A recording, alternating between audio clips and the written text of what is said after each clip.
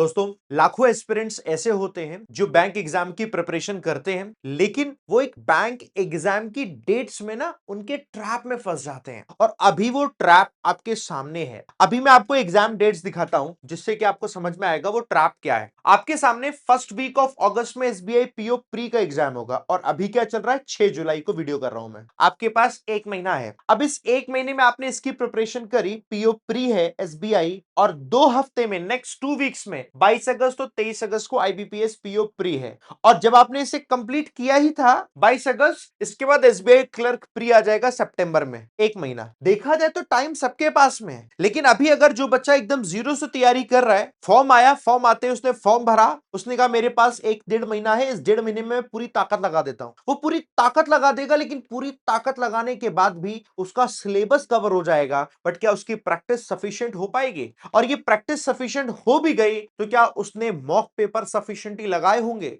और अगर उसने मॉक पेपर लगा लिए तो क्या उसने एनालिसिस किया होगा, जिससे पता चलता है कि कैसे टाइप की क्वेश्चन में वो वीक है, किस टाइप की क्वेश्चन में उसकी गलती हो रही है, जिससे कि वो अपनी एक्यूरेसी इंप्रूव कर पाए, क्योंकि अल्टीमेटली सिलेक्शन उसी से होता है। अब प्रॉब्लम यहां पर हमें समझ में आ रही है कि यार ऐसे क्या करें, तो क्या हम एग्जाम छोड़ दें? हमारा जवाब है हाँ, हमें उन एग्जाम को छोड़ना होगा जिन एग्जाम में आप टाइम देकर भी पास नहीं हो सकते। क्यों? क्योंकि समय बहुत कम है। अगर आप आज से तैयारी करते हो तो मेरा एक बिल्कुल ट्रू और बिल्कुल एकदम सीधा सा आंसर होगा, आप एसबीआई पीओ को बिल्कुल भी टारगेट मत करो, इसको आपको स्किप करना होगा, इसे आप स्किप करिए। आपके पास यहां ऐसा नहीं करना होगा कि आपने 30 दिन इसको दे दिए, उसके बाद आगे आने वाले 10 दिन आपने इसको दे दिए। आप बिल्कुल मत दो, ना ही आईबीपीएस पीओ प्री, ना ही एसबीआई पीओ प्री, कोई भी इन दोनों में से एक भी एग्जाम टारगेट मत करिए। अगर आप जीरो से, आपको टारगेट करना चाहिए पहला exam, that is SBI clerk pre, जो सितंबर के लास्ट वीक या अक्टूबर के स्टार्ट में होगा, क्योंकि यहां पर आपके 2 एग्जाम हुए, एक एसबीआई क्लर्क प्री जो सितंबर आखिरी या अक्टूबर स्टार्ट होगा,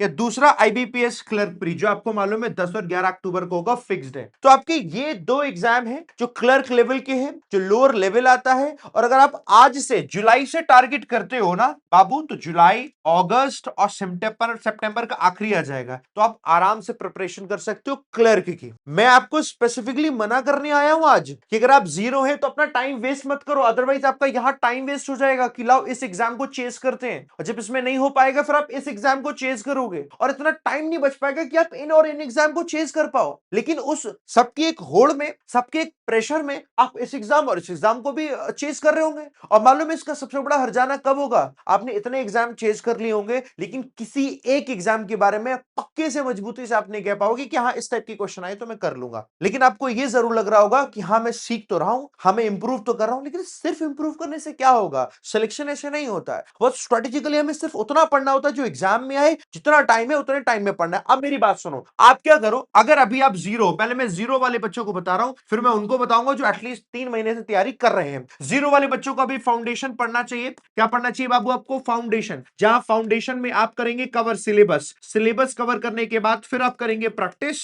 और इस प्रैक्टिस में क्वेश्चन प्रैक्टिस करेंगे, मॉक करेंगे, एनालिसिस करेंगे। ये आप करेंगे 3 महीनों में। सिर्फ प्रीलिम्स पढ़ेंगे, सिर्फ क्लर्क लेवल का पढ़ेंगे और कुछ नहीं पढ़ेंगे, सिर्फ इतना पढ़ेंगे। मैं गारंटी दे रहा हूं आपका ये प्री एग्जाम निकलेगा, आई गारंटी 100% आपका प्री एग्जाम निकलेगा। कुछ भी नहीं पढ़ना इसके अलावा, पीओ छोड़ जाओ, सब सब भूल जाओ, सिर्फ इतना, क्योंकि आपको मालूम है मेरा टारगेट वो है। लेकिन अगर आपने ये कहा मेरा टारगेट ये भी है, ये भी है, ये भी, तो फंस जाओगे, क्योंकि अभी आप जीरो पर हो, अभी आप स्टार्ट कर रहे हो, अभी आपको वीक, इंग्लिश वीक है, मैथ वीक है, रीजनिंग वीक है। अभी अगर आप ऐसे हो तो बिल्कुल कुछ और टारगेट नहीं करना, बस आपको ये टारगेट करना। समझ गए मेरी बात? इसमें आपको कैसे पढ़ना अभी थोड़ी देर में बताऊंगा, कौन सी क्लास में पढ़ लेना। अच्छा, दूसरा, हमारे यार वो बच्चे जिनको एटलीस्ट 3 महीना तो हो गया पढ़ते हुए, इनका फाउंडेशन पूरा हो गया है, इनके साथ ट्रैप पता है क्या होता है? फाउंडेशन पूरा हो गया, एग्जाम आया तो ये क्या करते हैं कि एग्जाम आया, लाओ एग्जाम के प्रीलिम्स के क्वेश्चन की प्रैक्टिस करते हैं, लेकिन ये मेंस भूल जाते हैं। मेंस को तब पढ़ना शुरू करते हैं जब प्रीलिम्स खत्म हो जाता है। ऐसा नहीं करना है, और इसी वजह से हर बार लाखों स्टूडेंट्स सिर्फ प्रीलिम्स क्वालिफाई कर पाते, मेंस क्वालिफाई ही नहीं कर पाते, क्योंकि अगेन मेंस के लिए टाइम नहीं बचा।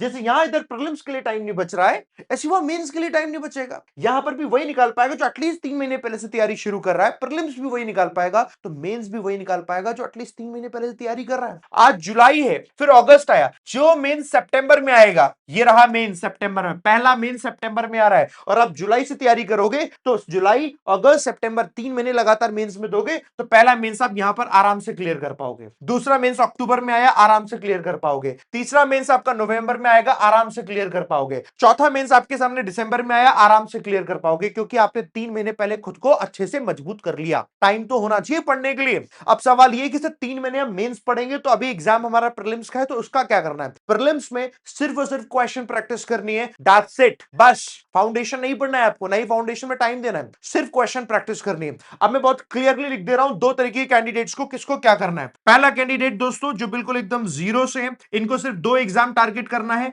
पहला एसबीआई का क्लर्क, दूसरा आईबीपीएस का क्लर्क। बस ये 2 एग्जाम आपको टारगेट करना है। हालांकि अब आप सोचोगे सर आरआरबी का क्या करें, आरआरबी तो इसके बाद होगा, ऑटोमेटिकली आप कर लोगे, बट मिनिमम ये 2 एग्जाम टारगेट करने, आईबीपीएस पीओ एसबीआई पीओ छोड़ दो। दूसरे वो बच्चे जिनको 3 महीने से तैयारी कर रहे हो आप लोग, पहला जितने भी प्री एग्जाम है ना, SBI PO pre, IBPS PO pre, इन प्री एग्जाम की करो क्वेश्चन प्रैक्टिस, ठीक है। लेकिन साथ के साथ मेंस को बिल्कुल नहीं छोड़ना है, मेंस की आप करने लग जाओ क्लास, ये आपको काम करना है। अगर आप ऐसे कर लोगे सिलेक्शन ले लोगे, नहीं तो जैसे हर बार लाखों बच्चे ट्रैप में फंसते हैं आप भी फंस जाओगे। आपको लगेगा कि यार मैं पढ़ तो रहा हूं, मेहनत मैं कर रहा हूं, दिन रात मेहनत रही होगी, लेकिन उसका आउटपुट नहीं आएगा। क्या आउटपुट में तभी आएगा जब आप ऐसे पढ़ोगे। अब मैं आपको बताता हूं, देखो जीरो वाले बच्चों के लिए फाउंडेशन क्लास में पढ़ना है, ऐप पर ये फाउंडेशन क्लास चलेगी 365 ऐप पर, इंग्लिश 365 ऐप डाउनलोड करो, ये फाउंडेशन टू मेंस बैच, ये मेंस बैच आपको पढ़ना है पूरा का पूरा। इस मेंस बैच में कंप्लीट प्रिपरेशन हो जाएगी 3 महीने में प्रीलिम्स को टारगेट करते हुए। हालांकि पढ़ाऊंगा तो मैं एक्स्ट्रा भी पीओ लेवल का, लेकिन आपको बता दूंगा ये क्लर्क लेवल का, तो क्लर्क लेवल का इतना ही पढ़ो। आप मेरी बात समझ रहे हैं?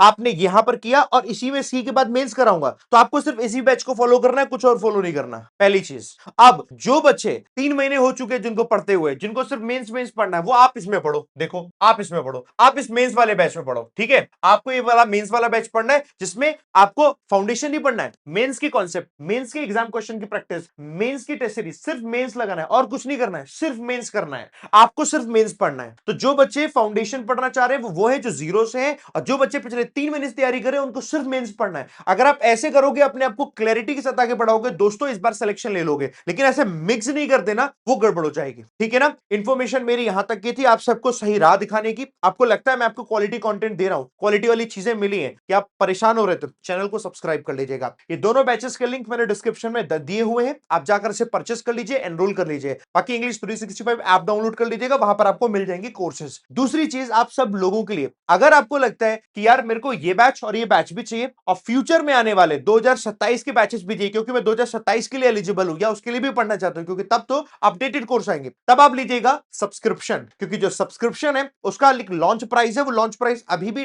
888 ही है, और आज रात को वो लॉन्च प्राइस जो है हट जाएगा और आपको ओरिजिनल प्राइस 1299 हो जाएगा। तो जितने भी लोगों को परचेस करना है 888 में परचेस कर लीजिए सब्सक्रिप्शन। सब्सक्रिप्शन में आपको सब कुछ मिल जाता है, let me show you. Subscription जब आप लेंगे तो सारा complete foundation, complete mains, grammar, chapter wise conceptual, test series, e book, topic wise practice, और 2027 के अपडेटेड जितने भी हमारे बैचेस हैं, रिपीटर्स बैच, ये सब मिल जाता है जब आप सब्सक्रिप्शन लेते हो। तो इसका अभी प्राइस 888 है, जो लॉन्च प्राइस था। आप में से जो भी बच्चे लेना चाहते हैं इसको ले लीजिए, और बिल्कुल एकदम क्लैरिटी के साथ पड़ेगा। इसको लेने के बाद भी ये मत समझना सब कुछ पढ़ना है, उतना ही पढ़ना है जितना कि मैंने आपको बताया। उम्मीद है आपका सिलेक्शन इस बार होगा, आप में से कोई भी बाबू रह नहीं जाएगा, ठीक है ना। फिर भी कोई समस्या रहती है मुझे आप कमेंट करके बताइए, मैं उस पर वीडियो करके आपका सोल्यूशन जरूर दूंगा, ठीक है ना। बट ये आप आखिरी दिन है इसके लिए। ऑल दी बेस्ट दोस्तों, थैंक यू वेरी मच।